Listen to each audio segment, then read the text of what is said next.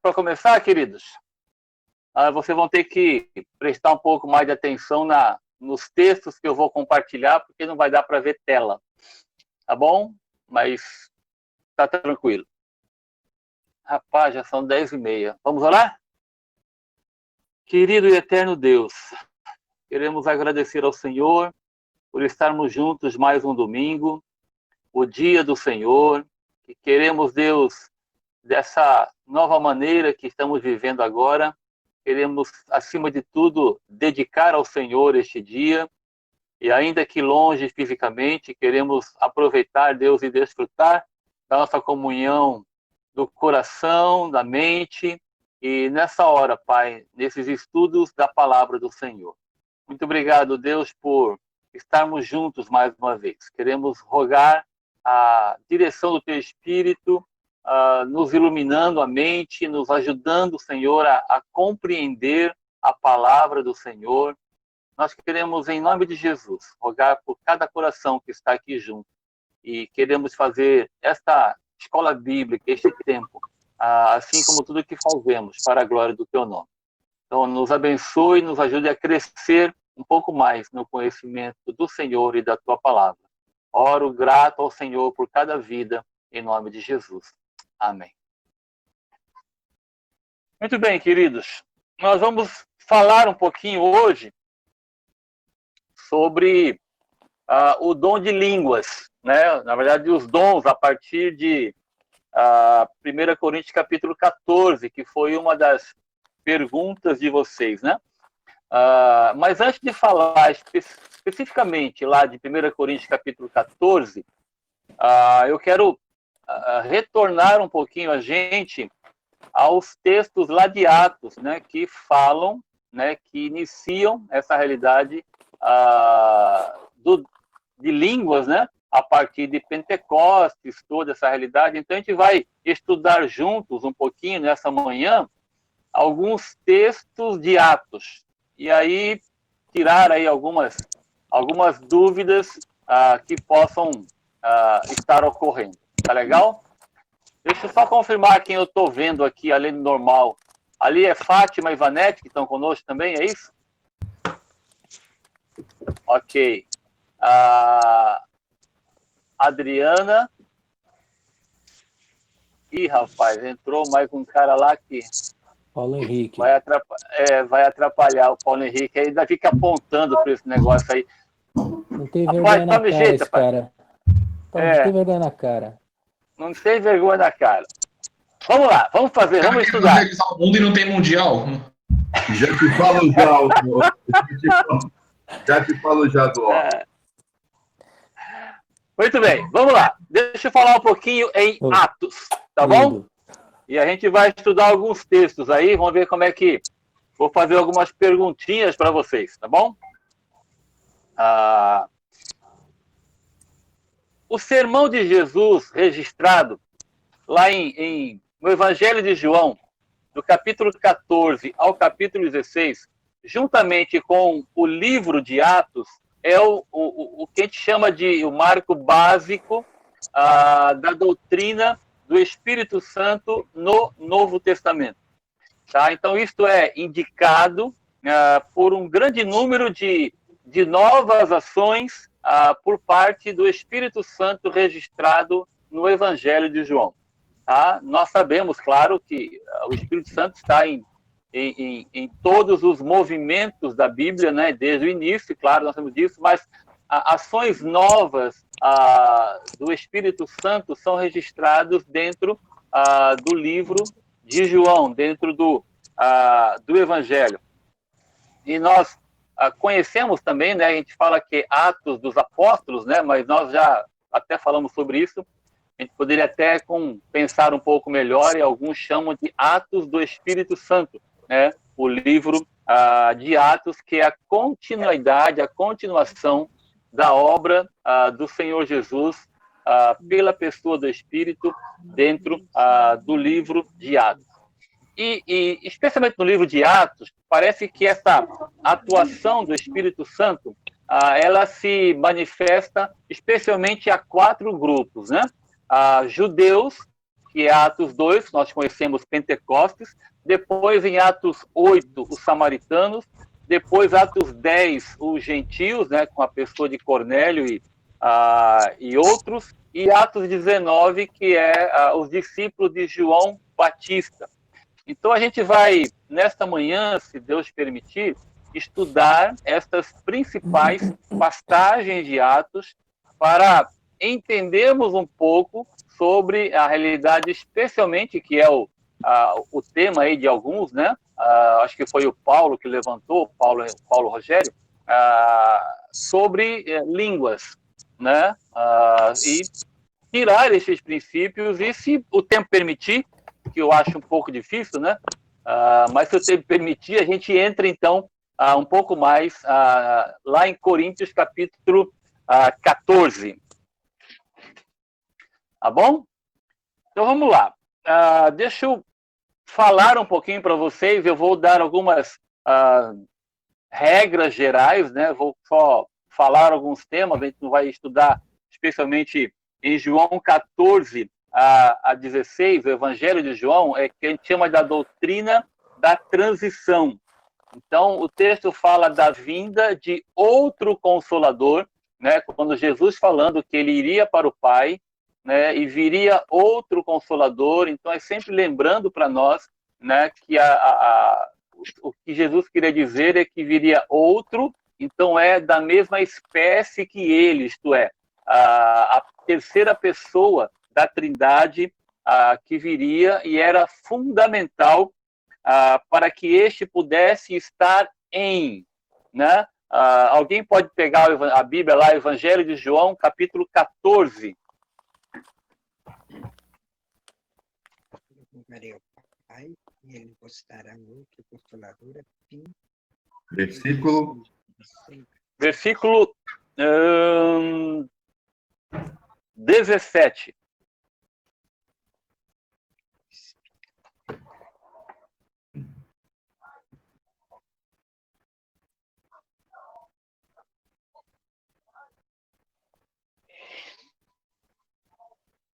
Diz assim, a minha versão: o Espírito da verdade, que o mundo não pode receber, porque não o vê, nem o conhece. Vós o conheceis, porque ele habita convosco e estará em vós. Tá? Então é uma nova ação, aqui no caso da pessoa do Espírito. Então essa pessoa, ele estaria em nós, e não apenas entre, como foi com a pessoa de Jesus Cristo. Tá bom? Então, tudo que se fala a respeito do Espírito Santo nestes textos de João 14 até o 16 é colocado no futuro, indicando um trabalho ainda que seria feito. Nós já conhecemos a revelação, né, a partir de Atos, né? Mas tudo aqui é colocado no futuro. Então, só para vocês ouvirem aí um pouquinho, o Consolador chamado ao lado, que dará força, ele fala no versículo 16, ele estará em vós, como nós falamos, ensinará todas as coisas, lembrará os ensinos de Jesus, testemunhará de Jesus, dará forças para testemunhar. Um texto mais conhecido nosso: convencerá do pecado, justiça e juízo, guiará a toda a verdade, dirá tudo o que ouviu de Cristo e do Pai, anunciará as coisas que hão de vir, glorificará a Cristo, alegrará o coração dos discípulos, finalizará o ministério de Jesus nos discípulos e será um elo de ligação entre nós, o Pai e o Filho. Então, o Evangelho de João, como eu falei, que é este elo de transição na atuação do Espírito Santo, mostra toda essa realidade que viria a acontecer, que é futuro. Aí nós vamos para Atos capítulo 1. Então, um texto também conhecido nosso. Aí nós estamos agora no livro de Atos, que vai mostrar para nós um pouquinho essa continuidade da obra de Jesus Cristo. E ele vai fazer isso, né? O livro de Atos vai relatar que ele continua a sua obra, né? Através da igreja, né? Da nova sociedade que ele criou, né? E ele faz isso através do Espírito Santo, por meio do Espírito Santo, e nós já falamos, Jesus continuando o seu ministério através da obra do Espírito Santo de Deus. Então, Atos capítulo 1, vamos lá algumas partes, só para entender este processo todo. Versículos 4 e 5 de Atos capítulo 1, fala assim: e comendo com eles, determinou-lhes que não se ausentassem de Jerusalém, mas que esperassem a promessa do Pai, a qual disse ele: de mim ouvistes, porque João, na verdade, batizou com água, mas vós sereis batizados com o Espírito Santo, não muito depois destes dias. Então, só para a gente ir organizando as nossas ideias na cabeça. Fiquem aí com línguas na mente, tá? Deixa num lado do cérebro para que a gente possa organizar racionalmente, né, aquilo que a Bíblia nos ensina a esse respeito, tá bom? Então, primeira coisa que nós estamos entendendo aqui, quando fala da pessoa do Espírito Santo de Deus, Atos 1, 4 e 5, mostra que é uma promessa, é um dom, e não é um desafio, mas é uma promessa. Fiquem aqui e aguardem a promessa do Espírito Santo. João, na verdade, batizou com água, mas vós sereis batizados com o Espírito Santo de Deus. Mostra para a gente que é graça. Graça é o antônimo de esforço. Não tem preço, não tem custo, não tem condição, não tem exigências. Tá bom? A voz passiva, aqui do texto de Atos capítulo 1, o texto original está na voz passiva. E essa voz passiva indica que o batismo do Espírito Santo, ele não será uma atividade de quem recebe, não é o resultado da atividade de quem recebe, mas é uma atividade de quem promete, do prometedor, ok? Tá? O Espírito Santo será dado a todos. Todos, a gente conhece a própria revelação, a todos aqueles que creem. Mas o Espírito será dado a todos, sem exceção e sem uma qualificação. Tá? Então, é necessário ter uma qualificação para ser batizado com o Espírito Santo. Não é necessário que eu faça alguma coisa para ser batizado pelo Espírito Santo. Tá? É uma questão de fé, de crer na obra e na pessoa do Senhor Jesus Cristo, como nós já conhecemos. Tá joia? Então, é só para ir entendendo o que ele fala. Ele fala: aguarde aqui para que esperem a promessa do Pai, versículo 4. É uma promessa, tá bom? O versículo 8 também é uma promessa. O texto que nós mais conhecemos é Atos 1, 8. Ele é uma promessa que vem com uma determinada função, uma tarefa. O Espírito Santo vem sobre o discípulo e este tem poder para testemunhar. Atos 1, 8 nós conhecemos. A gente fala até decor, não fala? E recebereis poder ao descer sobre vós o Espírito Santo e sereis minhas testemunhas. Então é o poder, né, para testemunhar. Irmã Cida. Oi. Oi, o seu áudio está aberto. Está aberto, ela está falando comigo.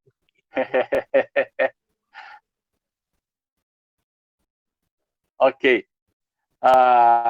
O livro de Atos é a descrição deste poder testificador. Se você leu, e eu sei que já leu o livro de Atos, vai mostrar essa realidade do poder do Espírito Santo capacitando a igreja a testemunhar de Jesus Cristo, né, a compartilhar as boas novas do Senhor. Então, o objetivo da vinda do Espírito Santo, segundo Atos 1:8, que nós conhecemos, é capacitar a igreja para transmitir as boas novas para o mundo, como testemunhas do Senhor Jesus Cristo.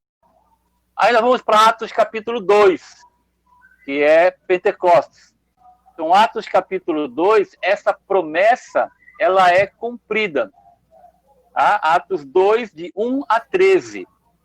Vamos dar uma lidinha? Eu sei que é um texto conhecido, mas acho que é legal a gente ler.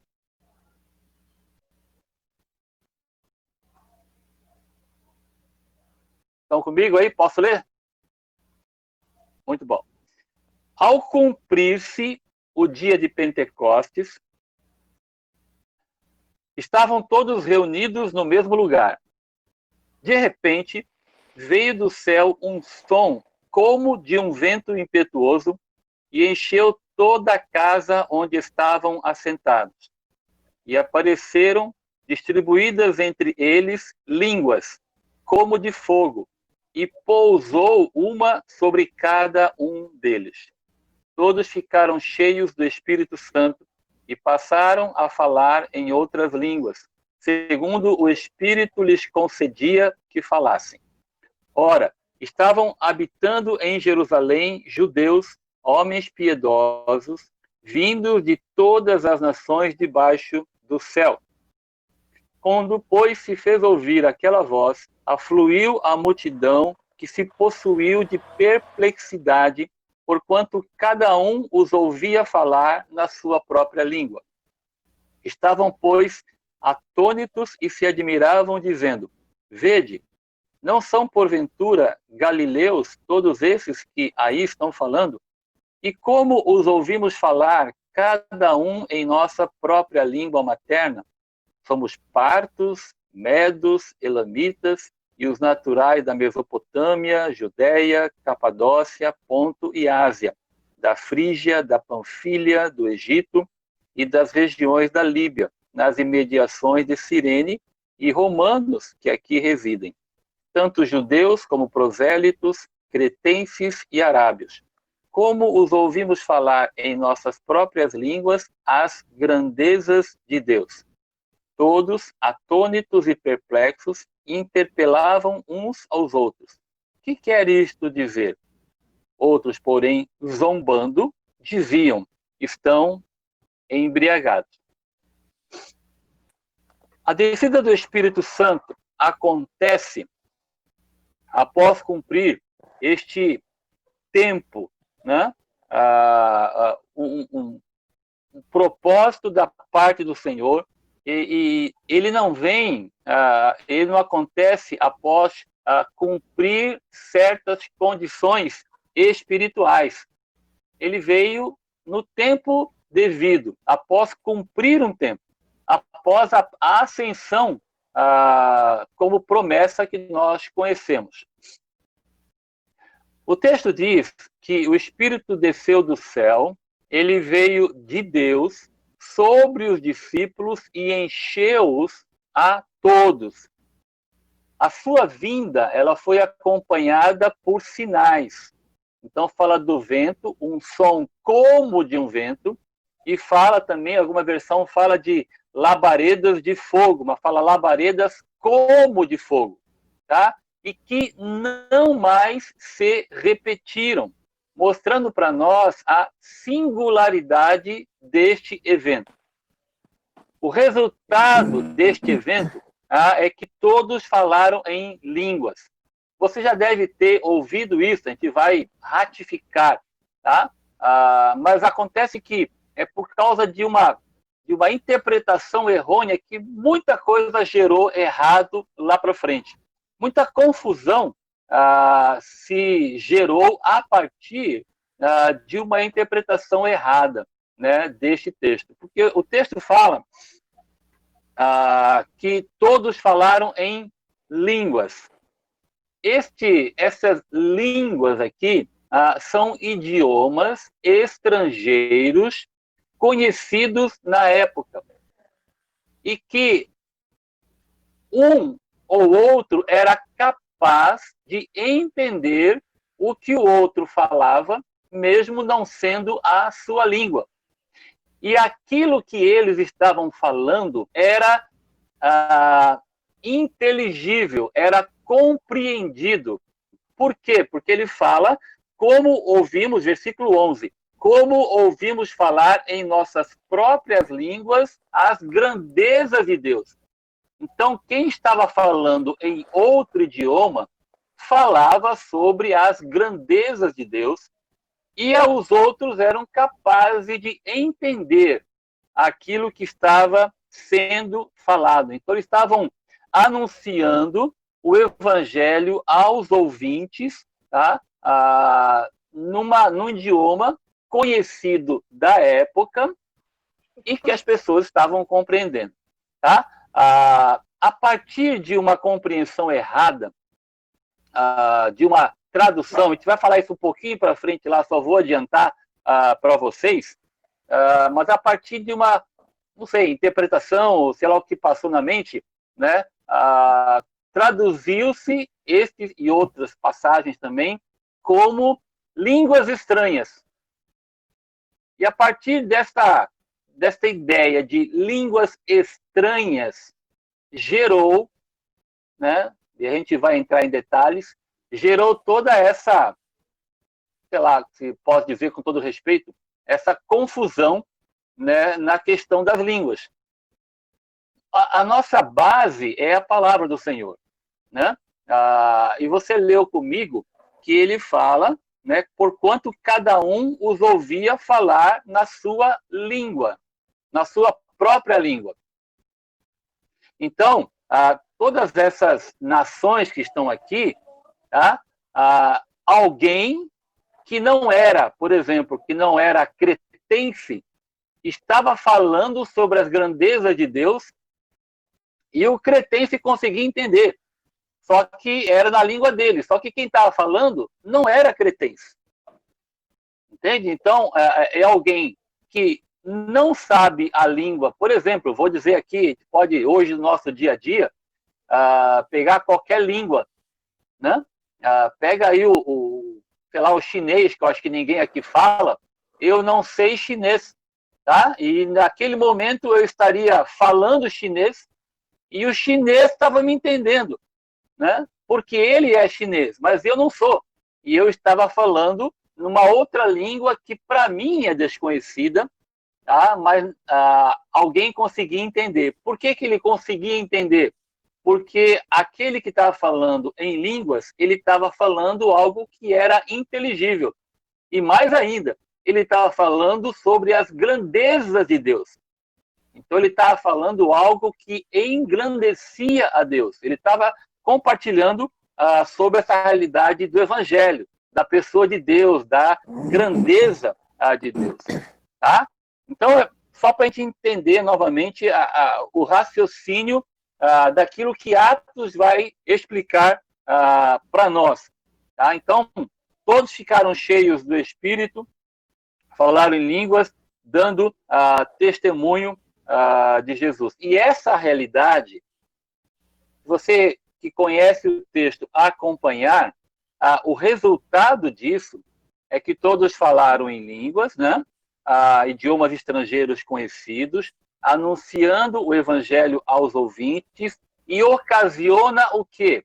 Ocasiona a mensagem de Pedro e a subsequente conversão de mais ou menos quase 3.000 pessoas. Então, acompanhe o raciocínio bíblico.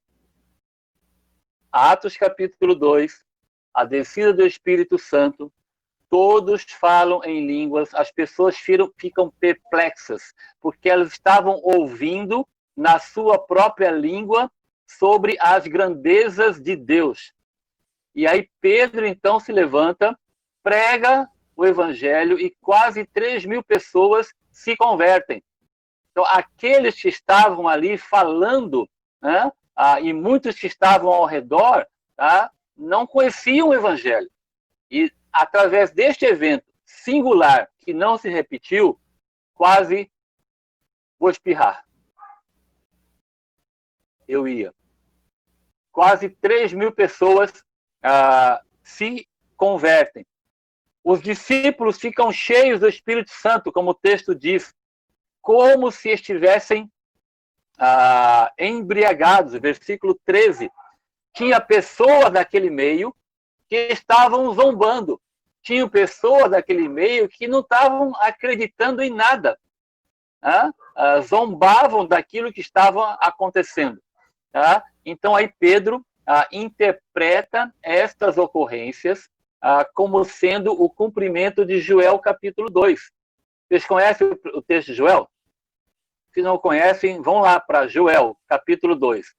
Lá no Antigo Testamento, tá bom? Lá nos profetas menores. Um pouco antes de Amós. Na verdade, antes de Amós.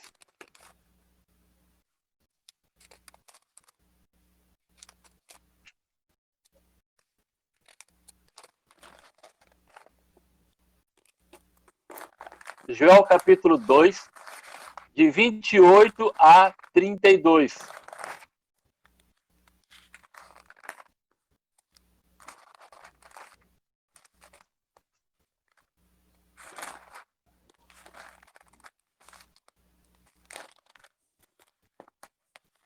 Oséias, Joel, Amós, Obadias, logo depois de Oséias.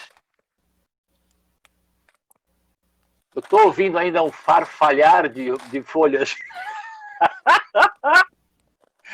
Estão comigo? É o do Oeste São Paulino. Pô, tá aqui, mané. Posso ler? Você que era um escriba, pô. Tá aqui, ó. O escriba hoje não acordou muito cedo ainda, ele está dormindo ainda. O escriba. Posso ler? Diz assim: Bora. E acontecerá depois que derramarei o meu espírito sobre toda a carne. Vossos filhos e vossas filhas profetizarão, vossos velhos sonharão, e vossos jovens terão visões.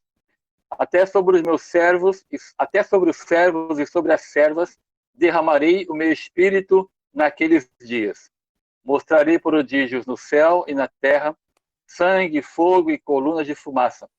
O sol se converterá em trevas e a lua em sangue, antes que venha o grande e terrível dia do Senhor. E acontecerá que todo aquele que invocar o nome do Senhor será salvo. Porque no Monte Sião e em Jerusalém estarão os que forem salvos, como o Senhor prometeu. E entre os sobreviventes, aqueles que o Senhor chamar. Esse texto de Joel, capítulo 2, muitos estudiosos entendem, né, que ele se cumpriu em parte. Se você leu comigo, parece que nem tudo, né, se manifesta no dia de Pentecostes. Né? Apenas uma parte deles, mas não completamente. Tá? Mas o apóstolo Pedro, ele interpreta essas ocorrências, né, com o cumprimento de Joel. Se você olhar comigo lá em Atos capítulo 2, do versículo 14, mas especialmente o 16,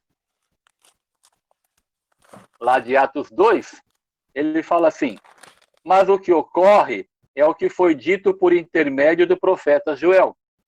E acontecerá nos últimos dias, diz o Senhor, que derramarei do meu espírito sobre toda a carne, vossos filhos e vossas filhas profetizarão, vossos jovens terão visões e sonharão, vossos velhos, até sobre os meus servos, sobre as minhas servas, derramarei do meu espírito naqueles dias e profetizarão, mostrarei prodígios em cima no céu e sinais embaixo na terra, sangue, fogo e vapor de fumaça, o sol se converterá em trevas e a lua em sangue, antes que venha o grande e glorioso dia do Senhor, e acontecerá que todo aquele que invocar o nome do Senhor será salvo. Ok? Então ele interpreta estas ocorrências, né, como sendo o cumprimento de Joel, que por sua vez, essa parte da pessoa do Espírito Santo é uma promessa do Pai, como nós já vimos lá no Evangelho de João, capítulo 14. Então, a Pentecostes não se repete mais. Assim como o nascimento, assim como a crucificação, assim como a ressurreição de Jesus, não se repetem mais. Não se repetirão mais. O que acontece é os efeitos continuam. Todos ficaram cheios e nós hoje também podemos, devemos ficar cheios do Espírito Santo, que é essa condição para o desenvolvimento da obra de Jesus nas nossas vidas como igreja, tá bom? Então, Atos capítulo 2 mostra para a gente, de maneira bem, bem simples, né? Estou mostrando os eventos dentro do livro de Atos, quando se fala de línguas, tá bom?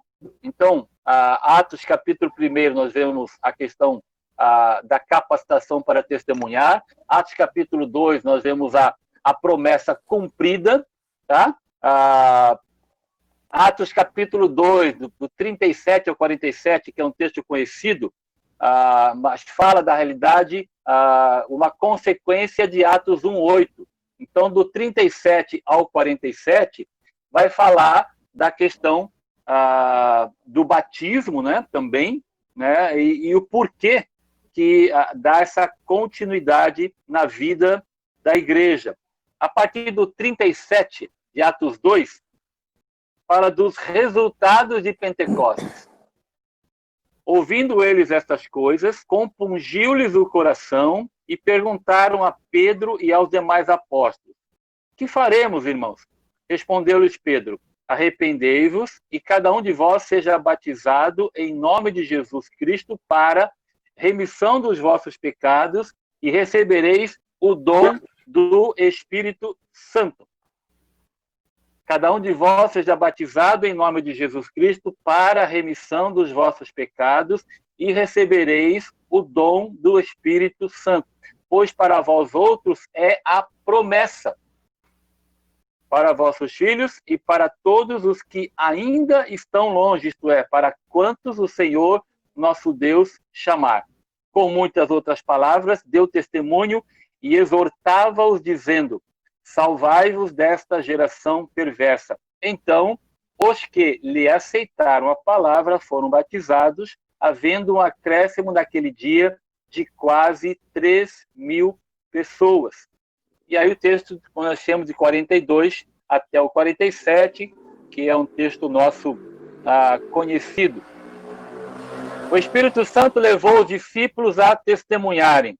Tocou os ouvintes, compungindo-lhes o coração, levando essas pessoas ao arrependimento e a se identificarem com Jesus Cristo. E aí, o batismo.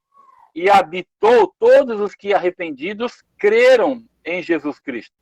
Depois de Pentecostes, não foi necessário esperar a descida do Espírito Santo, porque isso não mais iria se repetir.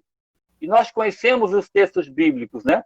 O batismo é a evidência visível, ensinada em Atos, do recebimento do perdão dos pecados, convencido pelo Espírito Santo.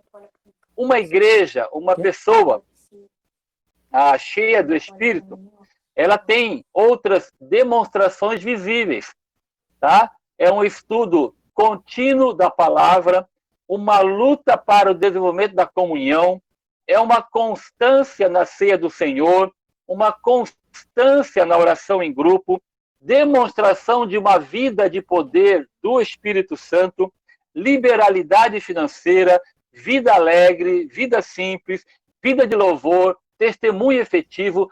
Todas essas questões que eu falo para vocês são demonstrações de uma vida cheia do Espírito Santo. Tá?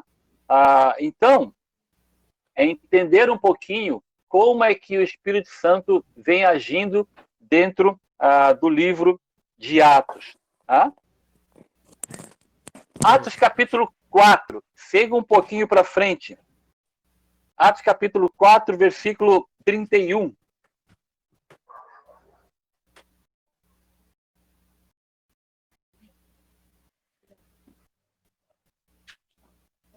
Estão comigo? Diz assim: tendo eles orado, tremeu o lugar onde estavam reunidos. Todos ficaram o quê? Cheios do Espírito Santo. E com intrepidez anunciaram a palavra de Deus. Agora vamos lá para o 5:32.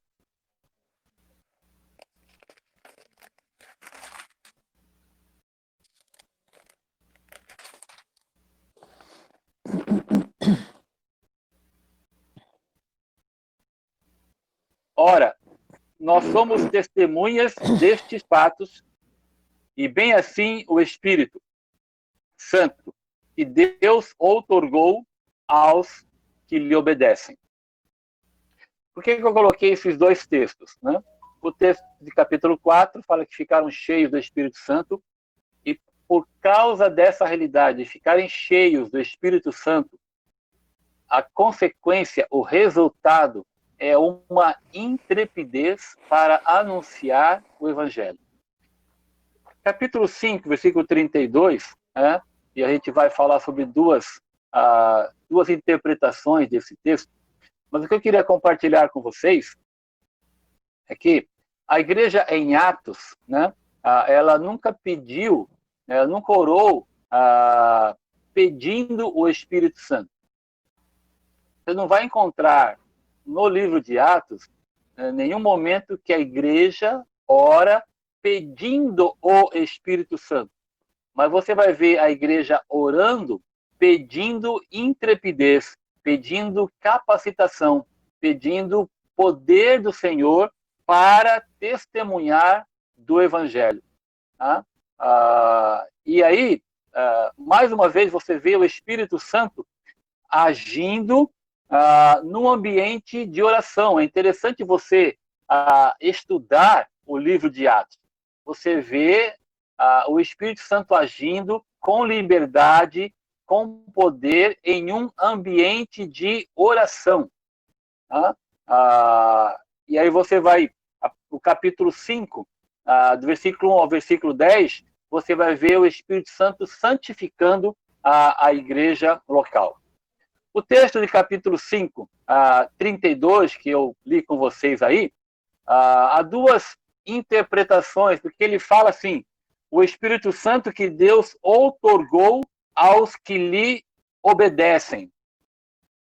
Duas opções. Primeira, essa obediência do versículo 32, ao invés de ser uma condição, ela é o resultado do dom do Espírito Santo. O texto não diz nem que o Espírito será dado àqueles que lhe obedecem, nem que o Espírito foi dado àqueles que obedeceram anteriormente. Mas de modo interessante, de modo bem sugestivo, que o Espírito foi dado no passado àqueles que agora estão obedecendo a Ele. Então fala assim: e bem assim o Espírito Santo outorgou, passado, aos que lhe obedecem, presente. O que nós entendemos desse texto? Tá? Pelo menos um dos sentidos para esse texto é esse. A obediência é um estado presente do dom anterior do Espírito Santo de Deus. Uma outra interpretação, né, que eu estou compartilhando, mas não vejo assim, mas existe essa possibilidade, né, que a obediência seria o elemento fundamental para a conversão, isto é, a obediência ao toque do Espírito Santo na pessoa, para que ela se converta. Então, os líderes a quem Pedro também pregou, né, não podiam receber o Espírito Santo porque se mantinham rebeldes. Tá? Atos capítulo 2, versículo 38, demonstra que esse arrependimento, a metanoia, mudança de direção, né, é uma condição para o recebimento do Espírito Santo. Isto é, quando você crê de verdade, quando o Espírito Santo convence o teu coração e você se arrepende dos seus pecados, você muda de direção, aí você é habitado pelo Espírito Santo, ao recebimento do Espírito Santo. Então, já que nenhum homem, nenhum ser humano, né, como nós, obedece ao Senhor completamente, essa obediência seria, para alguns, né, aceitar o que Jesus fez por nós. Então, essa obediência inicial, ela é básica. São duas maneiras de você entender capítulo 5, versículo 32, tá bom? Eu caminho pela primeira opção, de que a obediência é um resultado presente de algo que o Senhor concedeu a mim no passado, que é o dom do Espírito Santo, tá bom? Tudo bem até aqui? Só eu estou falando? Posso ir para um outro texto que talvez seja mais... A gente começa agora como é que eu vou dizer? Não digo complicar um pouquinho, mas entender outras passagens mais difíceis, que é Atos capítulo 8. Aí vai acontecer algo semelhante a Atos capítulo 2. Então, se você for para Atos capítulo 8,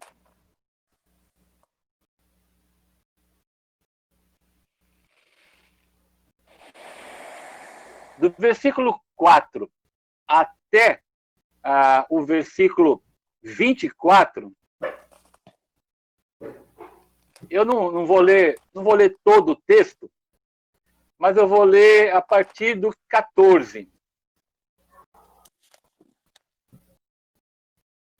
Porque o texto é grande. Estão comigo aí? Diz assim, eu vou ler o 14. Ouvindo os apóstolos que estavam em Jerusalém, que Samaria recebera a palavra de Deus, enviaram-lhe Pedro e João, os quais, descendo para lá, oraram por eles para que recebessem o Espírito Santo, porquanto não havia descido sobre nenhum deles, mas somente haviam sido batizados em o nome do Senhor Jesus. Então, lhes impunham as mãos e recebiam estes o Espírito Santo. Vendo, porém, Simão que pelo fato de imporem os apóstolos as mãos era concedido o Espírito Santo, ofereceu-lhe dinheiro, propondo: concedei-me também a mim este poder, para que aquele sobre quem eu impuser as mãos receba o Espírito Santo. Pedro, porém, lhe respondeu: o teu dinheiro seja contigo para a perdição, pois julgaste adquirir por meio dele o dom de Deus. Não tens parte nem sorte neste ministério, porque o teu coração não é reto diante de Deus. Arrepende-te, pois, da tua maldade e roga ao Senhor. Talvez te seja perdoado o intento do coração. Pois vejo que estás em fel de amargura e laço de iniquidade. Respondendo, porém, Simão lhes pediu: rogai vós por mim ao Senhor, para que nada do que dissestes sobrevenha a mim. Deixa eu perguntar. Você já tinha lido esse texto de Atos capítulo 8? Aqui está falando de Samaria, e fala que eles tinham recebido a palavra de Deus, né, porque eles foram dispersos. Se você ler o capítulo 8, vai falar que todos foram dispersos, à exceção dos apóstolos. Houve uma perseguição e eles foram dispersos por toda parte, pregando a palavra. Vai falar de Filipe descendo a Samaria, né? Há muita coisa acontecendo lá. Versículo 12, deram crédito a Filipe, que os evangelizava a respeito do reino de Deus e do nome de Jesus Cristo, iam sendo batizados, assim, homens como mulheres. Aí fala de Simão, e nós lemos um pouquinho a partir do 14. Pergunta: por que vocês acham, né? O que vocês conhecem, o que vocês já leram sobre essa realidade aqui? Por que aconteceu algo semelhante em Samaria? Por que eles precisavam receber o Espírito Santo?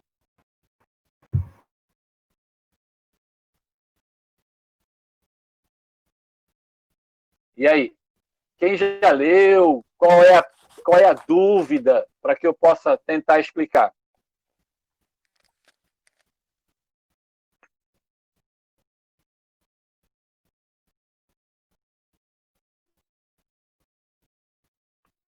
Rapaz, quanta dúvida, não vou conseguir responder todas.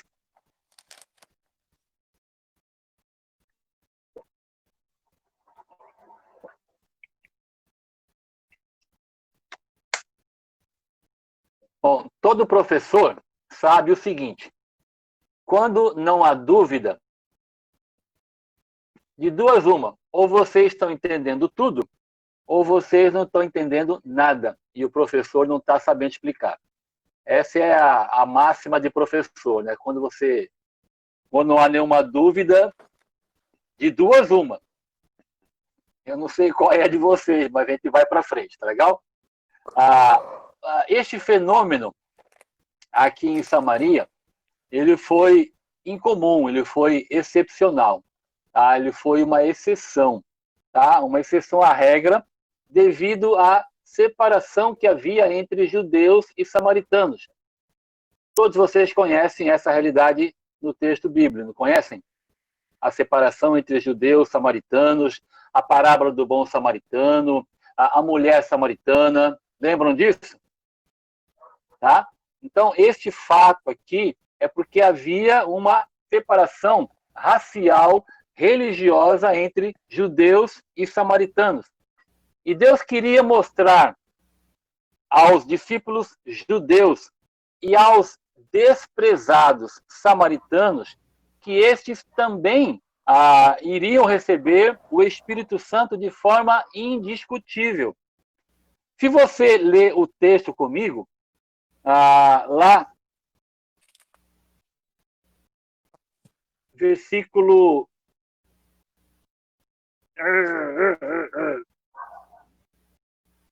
16. Versículo 16 fala assim: não haviam, porque não havia descido sobre nenhum deles. Estão comigo? Sim. Indica essa anormalidade do fato. O termo fala: não havia ainda descido sobre nenhum deles. Então, o que eu quero dizer para vocês é que não houve uma segunda bênção.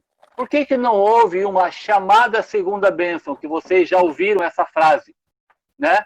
Os nossos irmãos pentecostais, nossos irmãos carismáticos, eles usam essa expressão, né? A chamada segunda bênção, de ser batizado pela segunda vez no Espírito Santo. Por que não houve a segunda bênção? Pergunto para vocês. Eu acho porque não havia necessidade. Não havia necessidade do primeiro evento. O primeiro evento tem uma necessidade que as pessoas se converteram. E nessa segunda, não. Não fazia sentido, eu acho. Eu penso que não fazia sentido. Ok, é por aí, mas preste atenção na expressão que eu falei. Por que não houve uma segunda bênção?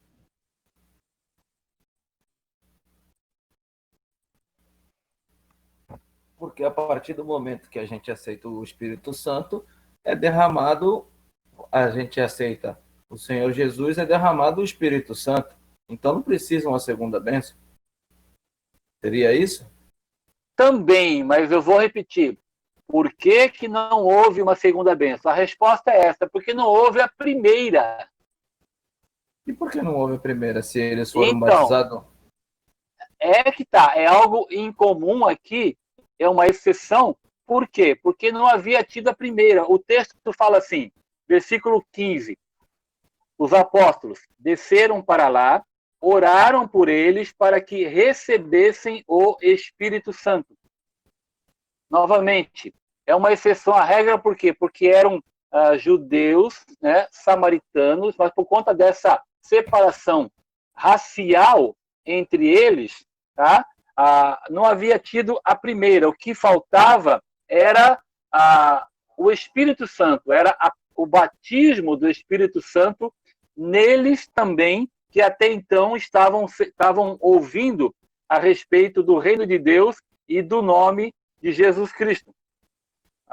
Então, esse texto aqui de Atos, capítulo 8, dá a entender essa realidade, né? A imposição de mãos, como o texto que nós lemos a partir do versículo 17 versículo 17. Então lhes impunham as mãos e recebiam estes o Espírito Santo de Deus. Então essa realidade dá para mostrar para nós que a imposição de mãos está intimamente ligado com essa cerimônia do batismo, que está ligado à vinda do Espírito Santo de Deus. Então, Atos capítulo 8 é uma exceção. Normalmente você vai ver a própria sequência, no caso de Paulo, dos gentios de Éfeso, que a gente vai ver também, que é Atos capítulo 19, é uma outra sequência. Então, Atos capítulo 8 é para nós, né, uma exceção. Os samaritanos precisavam também ser batizados no Espírito Santo, assim como Atos capítulo 2, por conta desta separação racial que existia entre os judeus. Tá bom?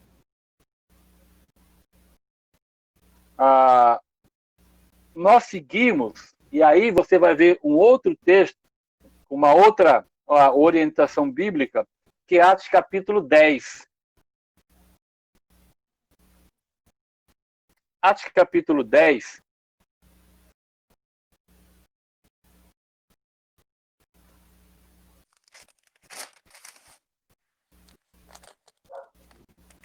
A partir do verso 44 até o 11, versículos 15 e a 18. E aí é Pedro relatando.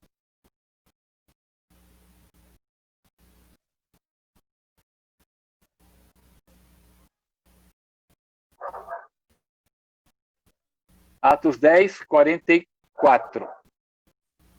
Vai falar do batismo do Espírito Santo para os gentios. Então, 44 fala assim: ainda Pedro falava estas coisas quando caiu o Espírito Santo sobre todos os que ouviam a palavra. E os fiéis que eram da circuncisão, que vieram com Pedro, admiraram-se, porque também sobre os gentios foi derramado o dom do Espírito Santo, pois os ouviam falando em línguas e engrandecendo a Deus. Então perguntou Pedro, aí o texto continua. Mas acontece, a partir então, do capítulo 10, a realidade de que Atos vai mostrar que este evangelho é também para os gentios.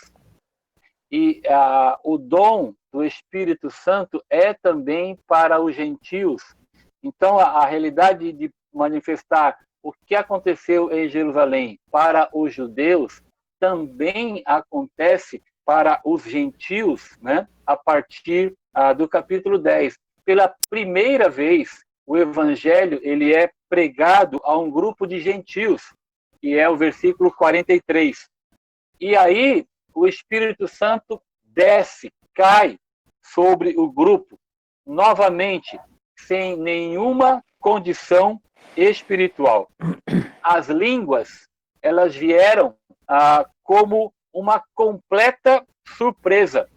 Elas não foram procuradas. O que eu quero destacar para a gente, a partir desses textos, é que o dom do Espírito, línguas, vem como um elemento surpresa, vem sem nenhuma condição espiritual, sem ninguém procurar, sem ninguém ficar querendo a realidade de falar em línguas, né? É um dom do Espírito que acontece com os judeus, que acontece também com os gentios que nós lemos aqui agora. Elas não foram procuradas, esperadas e nem exigidas.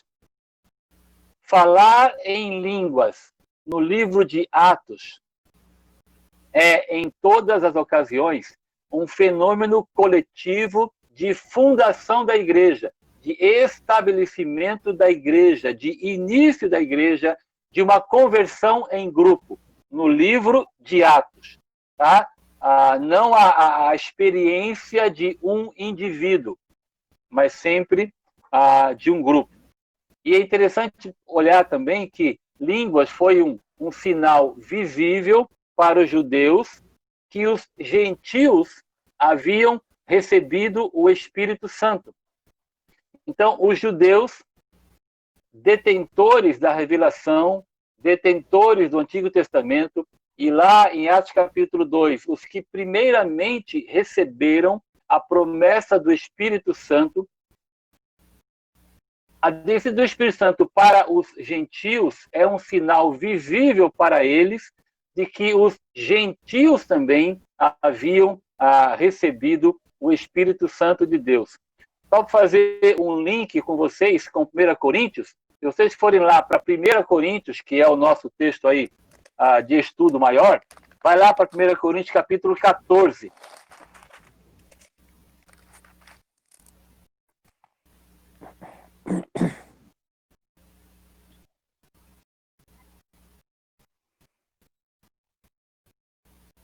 Estão comigo? Vou ler do 20 ao 22. 1 Coríntios, capítulo 14, de 20 a 22. Diz assim: Irmãos, não sejais meninos no juízo. Na malícia, sim, sede crianças. Quanto ao juízo, sede homens amadurecidos. Na lei está escrito: falarei a este povo por homens de outras línguas e por lábios de outros povos. E nem assim me ouvirão, diz o Senhor. De sorte que as línguas constituem um sinal não para os crentes, mas para os incrédulos. Mas a profecia não é para os incrédulos, e sim para os que creem. Ok? A gente vai entrar nesse texto, a gente vai falar bastante sobre o dom de línguas, mas eu preciso compartilhar com vocês assim, algo como tudo começou, para a gente entender um pouquinho o que acontecia, especialmente na igreja de Corinto. Ok? Tá? Nós já falamos um pouquinho lá no início da exposição de Corinto, né, que era uma igreja nova que estava vivendo uma realidade de muita confusão em algumas questões, né? A discórdia, a divisão, e especificamente na questão de dons, e mais ainda também na questão de línguas, né? Havia uma certa, vou dizer assim, uma certa desordem, seja entre eles, seja no culto. Havia um ensoberbecer, né? um orgulho, uma vaidade daqueles que se achavam mais espirituais porque falavam isso ou aquilo. A gente vai compartilhar um pouquinho sobre isso, e como eu estou com dificuldade de compartilhar a minha tela, né?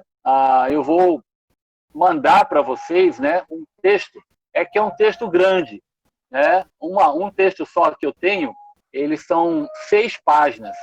Né? Eu sei que vocês talvez não consigam imprimir ou até ler comigo, tá bom? Mas os slides eu posso também mandar para falar um pouquinho mais sobre o dom de línguas hoje, né? O que acontece e como é que a gente vê, como é que a Bíblia fala sobre isso. Tá bom? Muito bem. Deixa eu seguir aqui um pouco para frente. Deixa eu tentar ver se eu consigo o material que eu preparei. Oi. Uma pergunta, esse texto que você tem sobre língua, você vai mandar para o WhatsApp, e-mail, para onde você vai mandar? Para onde? Esse texto que você falou agora. Como é um texto de Word, né? Geralmente eu passo para PDF e mando ou no grupo da igreja ou mando no privado de cada um. Tá. Eu vou fazer uma chamada hoje, porque eu vou mandar o texto só para quem está na IBD, né? Aí eu vou mandar no privado de cada um de vocês, tá bom? Vou fazer uma chamadinha no final, aí fica mais fácil de eu poder acompanhar também. Tá legal? Deixa eu ver o que eu posso dar uma resumida para a gente, talvez até, se Deus permitir, nós entrarmos um pouquinho mais para frente. Bom, já que vocês não estão tendo dúvida, eu vou dar uma resumida rápida no que vem pela frente. Atos capítulo 16, na continuidade que nós estamos falando, vai falar de conversões gregas, dos gentios, né? Atos 16 até Atos 18 vai compartilhar para nós as 6 conversões gregas. Vai falar de Lídia, vai falar do carcereiro, que vocês conhecem, vai falar da igreja de Tessalônica, né, os tessalonicenses, vai falar dos bereanos, vai falar também dos atenienses e vai falar dos coríntios, que é o nosso texto aqui. E você vai ver que nesses textos todos e nesse grupo de pessoas, tá, as condições para a salvação eram estes: a pregação da palavra, crer em Jesus, ter o batismo e demonstrar sua fé. Nenhum deles vai compartilhar um pouco mais sobre o Espírito Santo, mas tudo indica que eles o tinham, como a primeira carta aos Tessalonicenses nos ensina. A vinda do Espírito Santo, de forma extraordinária, ela foi para marcar o início da igreja, a fundação da igreja, o estabelecimento da igreja, tá? Mas o normal para nós são essas passagens que mostram a conversão de indivíduos e que mostra também a criação, né, ou a fundação de outras igrejas nessas passagens. Depois continuamos até Atos 19, né, que mostra os discípulos de João Batista. Esse texto de Atos 19, do 1 ao 7, eu não sei se você também já leu e se você também tem dúvidas quanto a ele. Atos 19, eu vou ler um pouquinho com vocês. Diz assim: aconteceu que, estando Apolo em Corinto, Paulo, tendo passado pelas regiões mais altas, chegou a Éfeso. E, achando ali alguns discípulos, perguntou-lhes: recebestes porventura o Espírito Santo quando crestes? Ao que lhes responderam: pelo contrário, nem mesmo ouvimos que existe o Espírito Santo. Então Paulo perguntou: em que, pois, fostes batizados?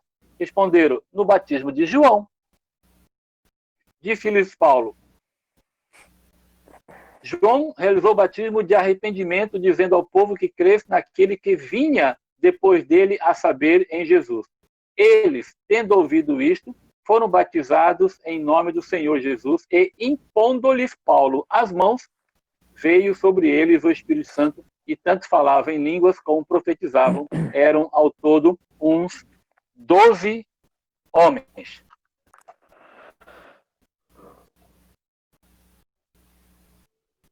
Uma outra passagem que mostra que aqueles que haviam sido batizados apenas no batismo de João, tá? E não no batismo do Espírito Santo, que Atos capítulo 1 nos ensina. Tá bom? Então, uma outra passagem que normatiza para nós também, porque eram discípulos confusos. Por quê? Ele fala: nem sabemos que existe o Espírito Santo.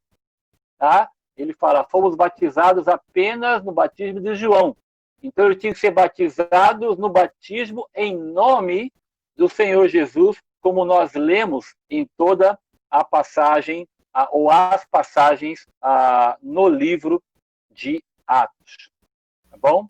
Então, queria compartilhar assim, algumas rápidas conclusões destes textos que nós lemos. Primeiro, a habitação do Espírito no indivíduo é simultâneo ao crer.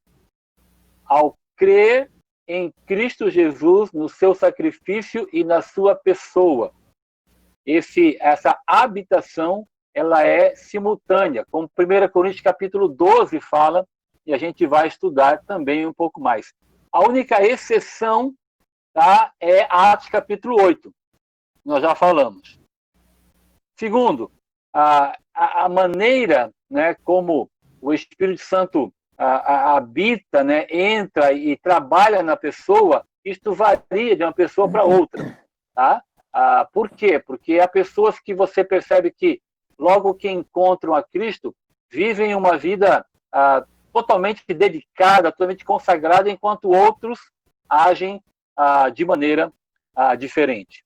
A gente olha pelos textos bíblicos que nós lemos, especialmente Atos 16 até o 18, né, a gente vê que a sequência mais comum em Atos é pregação da palavra, crer em Cristo, receber o Espírito, batismo e demonstrar uma vida transformada.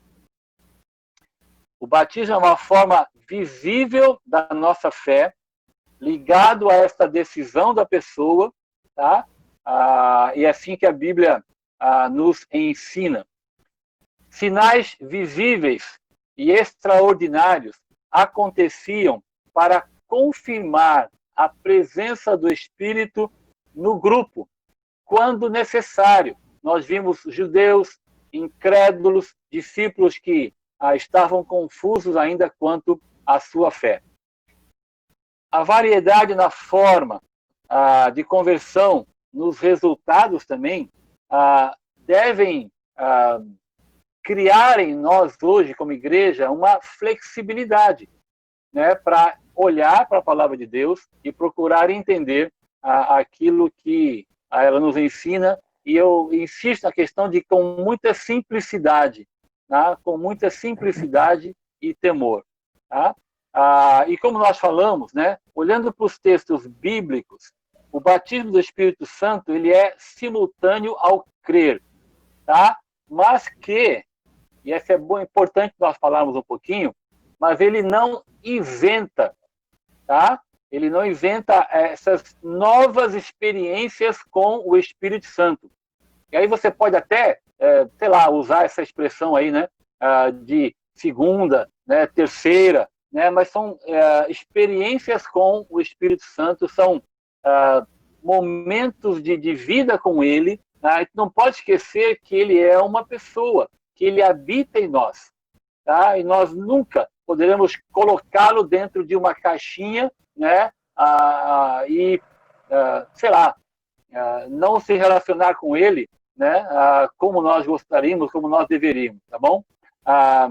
Quando a gente fala de enchimento do Espírito, quando a gente fala, muitas vezes, dessas ideias, né, é importante lembrar de que o controle do Espírito Santo, ser cheia do Espírito Santo, não é quanto eu tenho dele, né, mas quanto ele tem de mim. Tá? Entender também que ser cheio do Espírito Santo é um processo, mas também é um momento. O que eu quero dizer com isso? Tá? Que ele é um processo de enchimento, por isso que ele fala enchei-vos, né? É um processo de enchimento, é um processo de consagração, é um processo de obediência, é um processo de temor, tá? Na vida com o Senhor, tá? Mas pode ser também um momento, tá? Um momento em que o Senhor manifesta algo que só Ele pode fazer na vida de uma pessoa, tá? Então a gente não pode limitar a ação do Senhor, a ação do Espírito na vida de alguém, né? O que nós estamos estamos tratando aqui é de olhar para a questão das línguas, especialmente, tá? E interpretá-la, interpretar este dom à luz da palavra de Deus. É isso que eu quero compartilhar com vocês, tá? Mas nós não podemos e não devemos, tá? Seria um erro nós limitarmos a própria atuação, a intervenção do Espírito Santo na vida do crente. Então, guardem isso. É um processo, mas também pode ser um momento. Tá? E encher-vos do Espírito não é quanto eu tenho dele, mas quanto ele tem de mim, quanto ele controla na minha vida. Tá ok? Deu para entender um pouquinho? Vocês estão com tempo aí? Querem mais uns 10 minutinhos? Podemos ir até meio-dia para compensar um pouquinho o atraso meu lá? Aí eu posso entrar um pouco dentro do dom de línguas, especialmente. Já que eu não tenho como compartilhar a tela, os slides que eu fiz, eu posso falar um pouquinho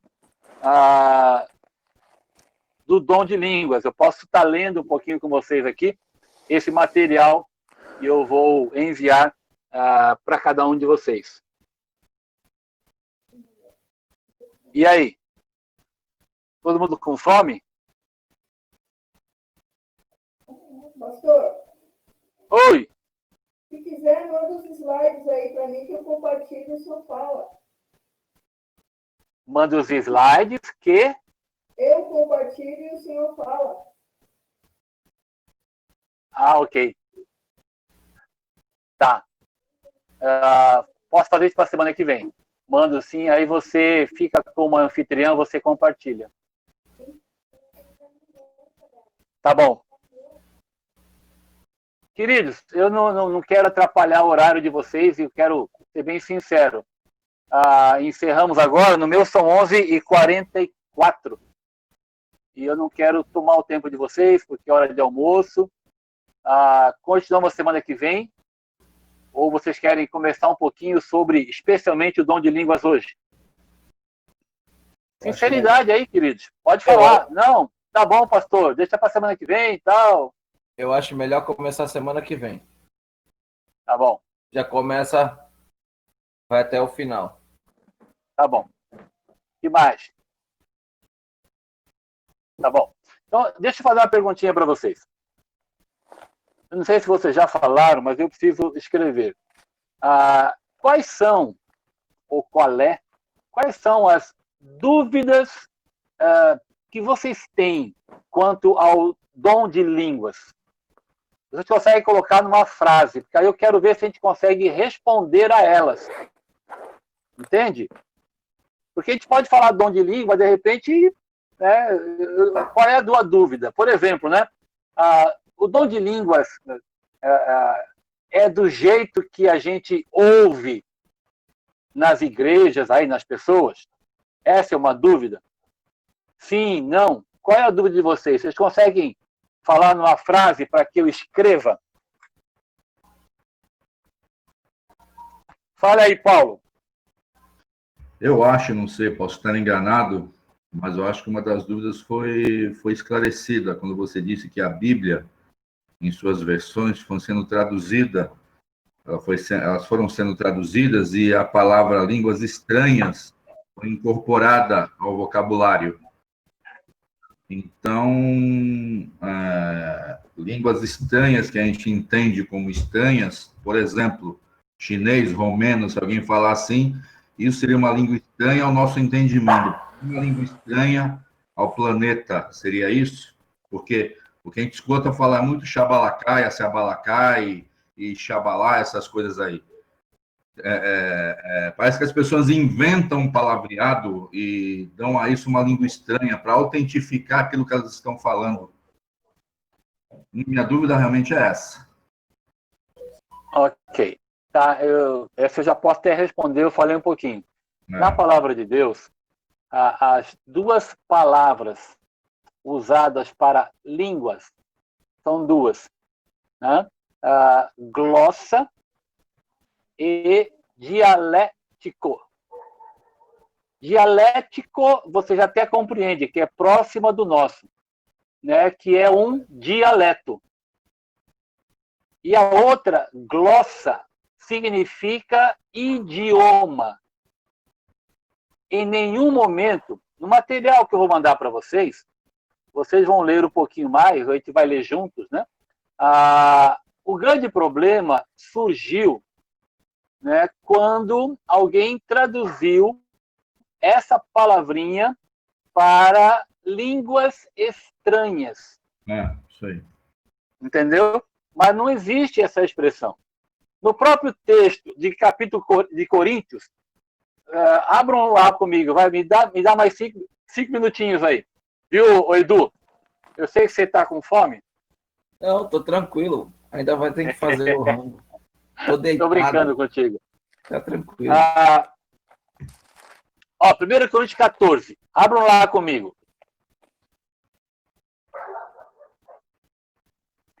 Versículo 2 fala assim: pois quem fala, a tradução normal fala, pois quem fala em outra língua, não está assim?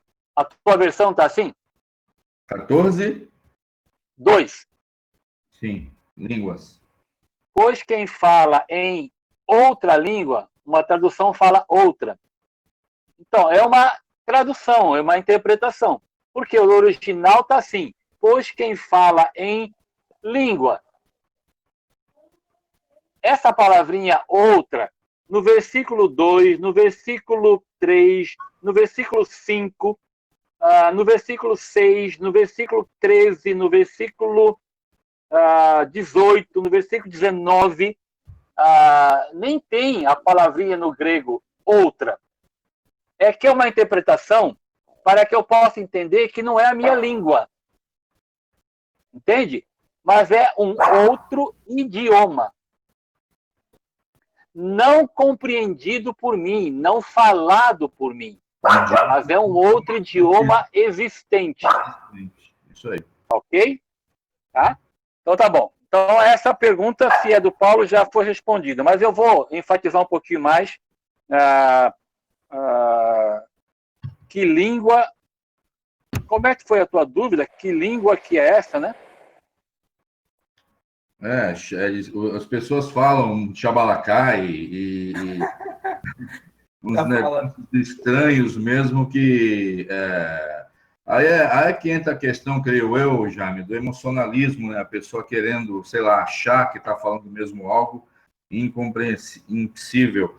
E, indo contrário ao que a Bíblia diz aqui em 1 Coríntios 14, que tem que ter um intérprete do lado para falar para você entender o que aquela pessoa está falando.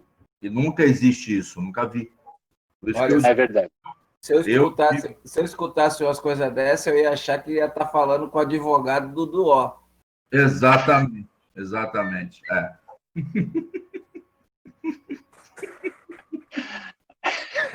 Eu entendi a conexão, eu entendi. Quando você sabe que eu te amo, a gente sabe, né, as coisas. Né? Eu sempre faço o papel do advogado do Didi, né? Eu sei.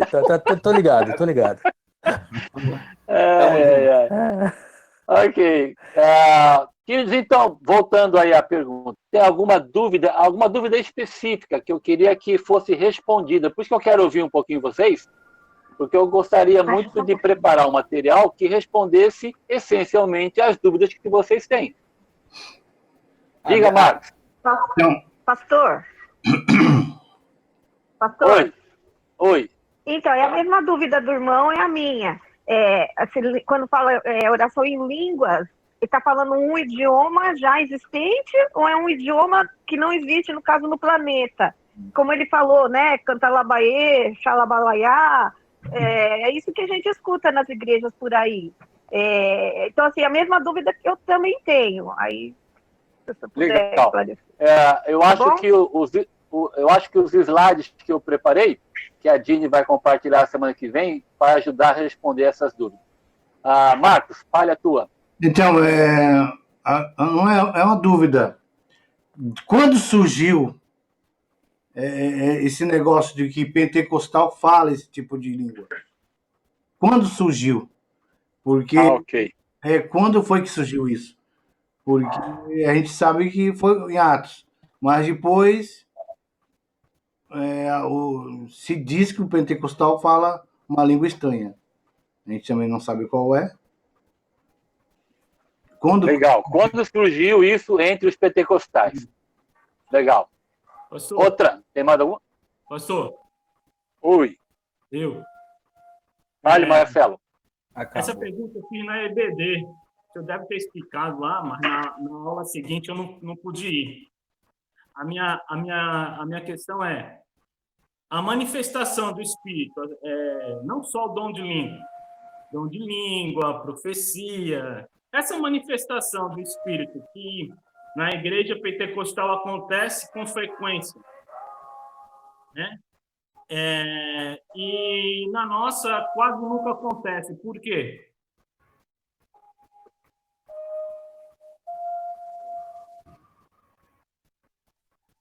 Eu marquei. Essa eu acho que eu não vou conseguir te responder. Mas eu vou explicar, eu vou tentar. Na verdade é o seguinte, eu tô só manifestação que acontece lá e não acontece aqui.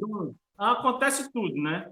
Profecia, isso, aqui na nossa, geralmente é bem fria nesse sentido, quase nunca acontece na Batista.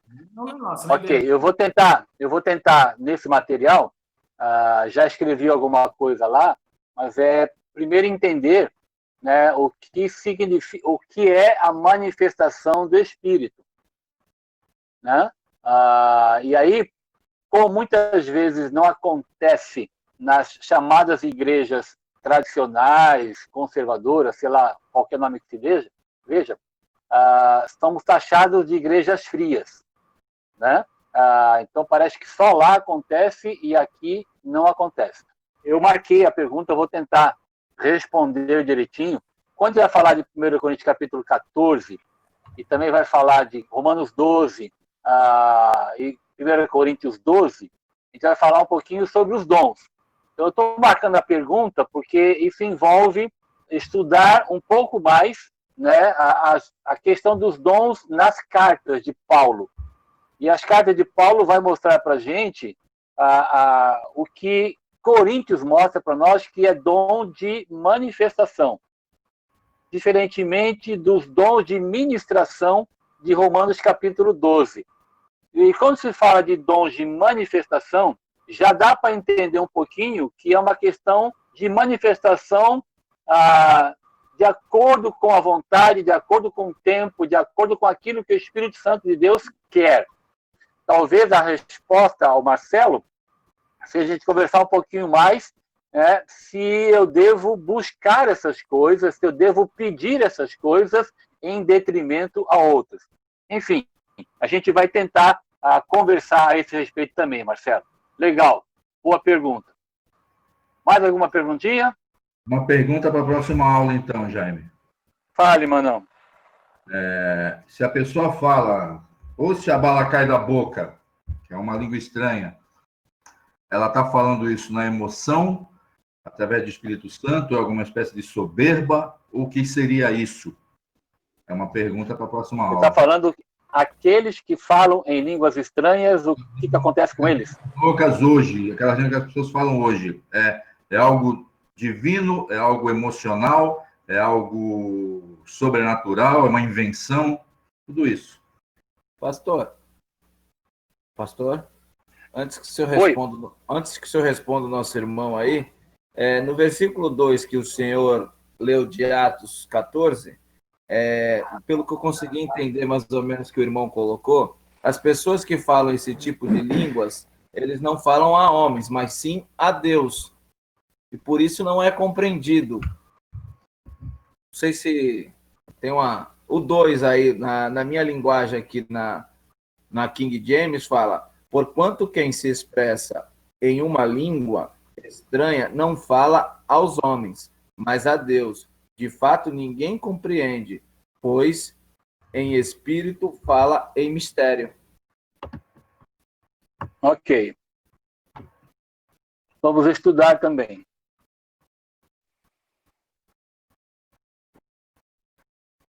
nesses slides, né?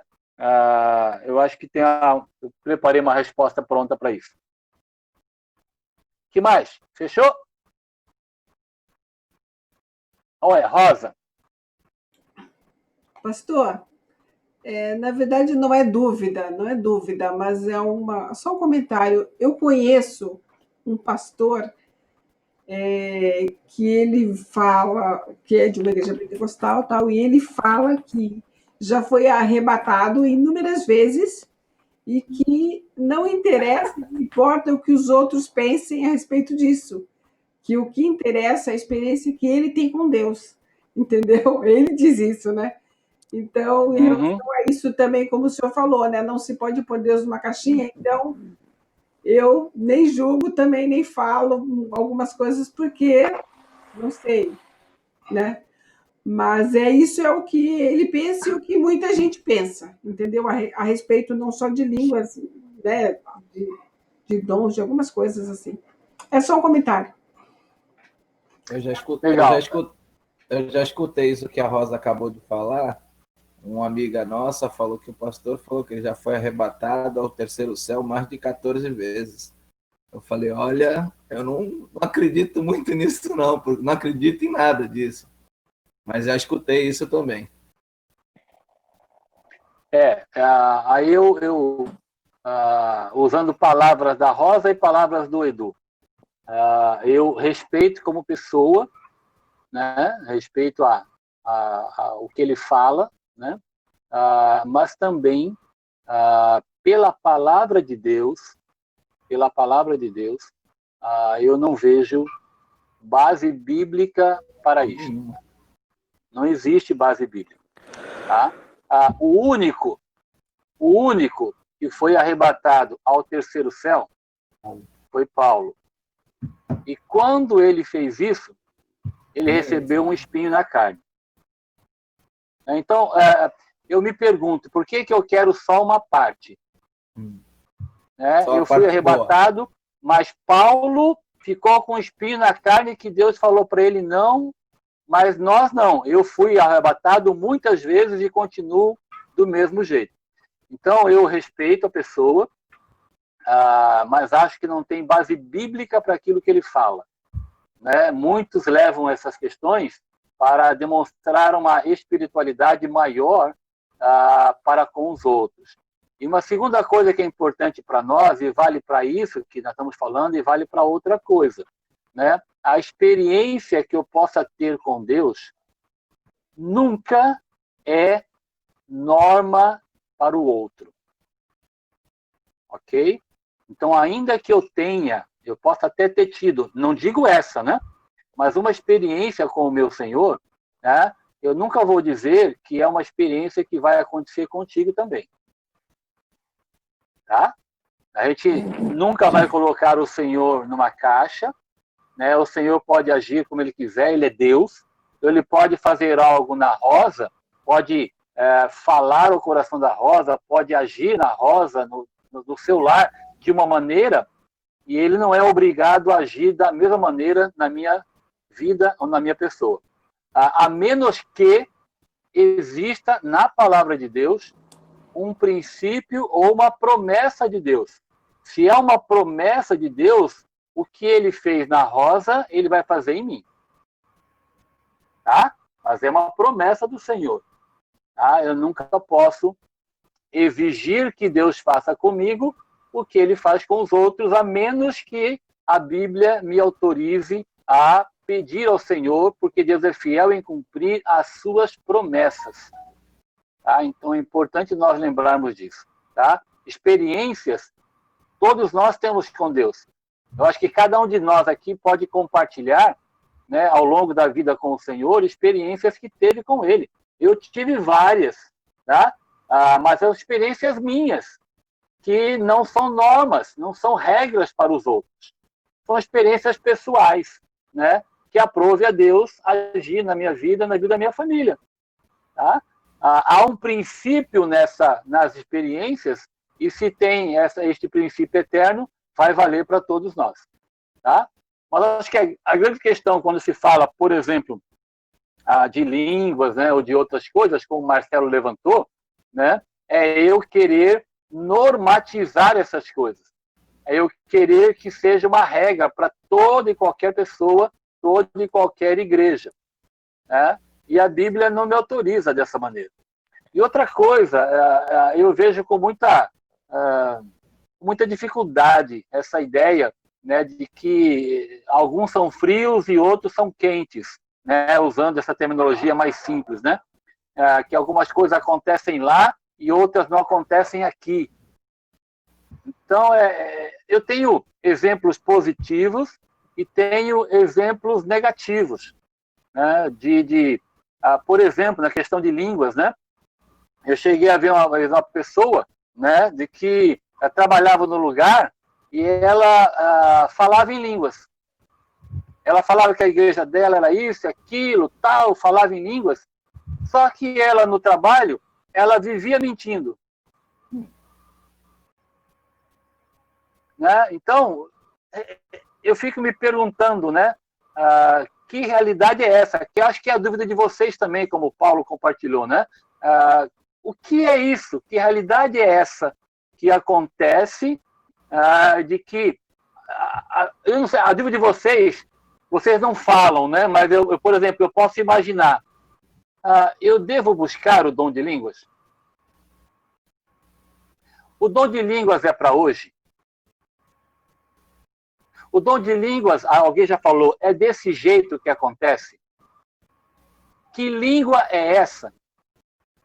Acontece lá e tem que acontecer aqui também? Acontece quando eu quero? Então, por exemplo, hoje eu vou orar e vou falar, Deus, hoje eu quero falar em línguas. É assim que acontece? Eu falo quando eu quero?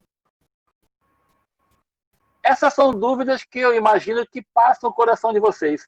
Vocês não falam, mas eu estou lendo a mente de vocês aqui. Estou brincando. Entendeu? Então eu vou tentar compartilhar um pouco dessas respostas no nosso próximo encontro. Tá bom? Então, se Deus permitir, domingo que vem, a gente vai falar especificamente sobre o dom de línguas, sobre os dons, tá bom?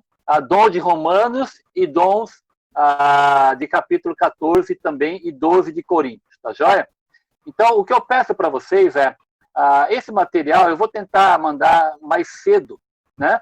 Para que vocês, por favor, dão uma estudadinha e venham um pouco mais já preparados, até com o texto, lendo os textos, para que a gente possa tirar, talvez assim, mais dúvidas e perguntas e respostas, para não ser tão só eu falando e vocês ouvindo, tá bom? Espero que a gente consiga transmitir aí as telas, né, que a Dini vai tentar fazer para nós, tá joia? Eu vou já fazer isso amanhã, já mando para a Dini compartilha com vocês e a gente vê como é que faz. Tá legal? Deixa eu fazer uma chamadinha rápida aqui, além dos que eu estou vendo, para que a gente possa também, quando a Dini mandar para quem está aqui. Então, eu estou vendo Paulo Rogério. Sim. Dini e família. Estou vendo o Duó. Eu. Estou vendo o Edu. Estou vendo o Marcelo. Estava também, ou ainda está, a Cida. Paulo Henrique. Marcos e Rosa. Pastor, quem não está aparecendo, só falar um oi aí que aparece. Fala um oi, estou aqui. Então é só... Ô, pastor, desculpa aí interromper. Se o senhor for lá nos dois bonequinhos que aparecem lá em cima, lá, quando aperta para desligar ou o microfone ou a tela, vai aparecer lá 13 pessoas. Aí dá para o senhor pegar os nomes. É que aparece o nome do celular, não da pessoa. Para mim tá aparecendo aqui. Para mim aparece no Adriana, Cris, Dini, Duó, Eduardo. Tem um que aparece Galaxy 10 aqui, tá certo.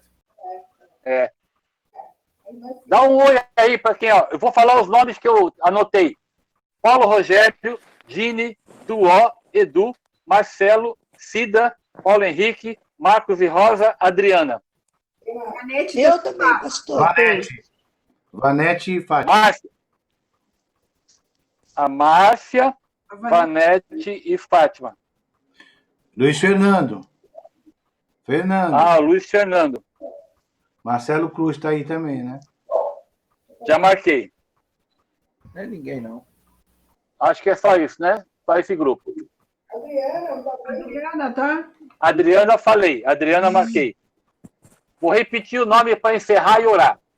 Paulo Rogério, Dini, Duó, Edu, Marcelo, Cida, Paulo Henrique, Marcos Rosa, Adriana, Márcia, Vanete, Fátima, Fernando.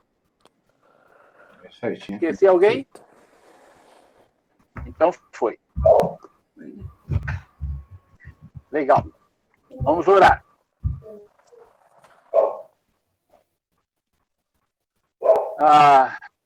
Queria que vocês lembrassem de orar, perdão, pela irmã Marta. Ontem eu conversei com ela e ela está com muita dor na perna. A médica olhou e falou que talvez seja uma trombose, tem que tomar muito cuidado.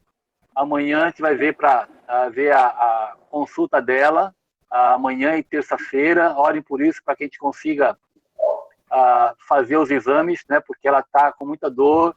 Ontem conversei, ela tem que tirar o curativo para poder tentar dormir, porque a dor é muito intensa. Então, nós estamos orando por ela. Quero compartilhar com vocês para que vocês lembrem de orar pela vida dela hoje, amanhã, terça-feira. A gente vai tentar ver aí essa questão do médico dela. Tá legal? Vamos orar. Querido Deus, muito obrigado, Senhor, por este tempo de estudo da palavra do Senhor. Obrigado, Pai, pelo teu Espírito que abre o nosso entendimento e nos ajuda a entender corretamente a tua palavra, e assim fazendo, nós podemos cumprir, podemos obedecer, ó Deus, porque entendemos o que o Senhor quer para a nossa vida. Te louvo mais uma vez pela vida desses irmãos que têm separado este tempo para estudar a palavra do Senhor. Queremos, em nome de Jesus, colocar a vida da irmã Marta em tuas mãos uma vez mais. Suplicar, Deus, a tua providência, a tua intervenção na sua perna. Livra a nossa irmã das dores. Em nome de Jesus, tem misericórdia, Senhor, da vida dela. Permita que os remédios ministrados possam aliviar a dor e possam também, Deus, estar tratando essa ferida no poder do Senhor. Permita que amanhã, terça-feira, a questão de exames e a questão médica possa ser concluída. Permita que ela seja atendida e assim tratar deste problema o mais rápido possível. Rogamos a tua bênção neste sentido. Ser, Senhor, com os meus irmãos, com as nossas vidas, nossas famílias. Queremos entregar em teu altar, ó Deus, os anseios de cada coração que está aqui neste grupo e rogar, Deus, a administração do teu Espírito e a providência santa e perfeita do Senhor em cada vida, em cada problema, em cada dificuldade. Rogamos, Deus, a boa e maravilhosa mão do Senhor sobre cada vida, cada família que aqui está e cada vida e família da nossa igreja. Entregamos ao Senhor este dia, rogando que o Senhor permita que à noite estejamos juntos uma vez mais, pela tua graça e pela tua bondade, em nome de Jesus. Amém. Hoje à noite, quem vai pregar é o Tiago, viu? Opa! Eu aproveitei que nós estamos nessa questão tecnológica, né? E já que ele está tão longe, ele pode estar pertinho da gente.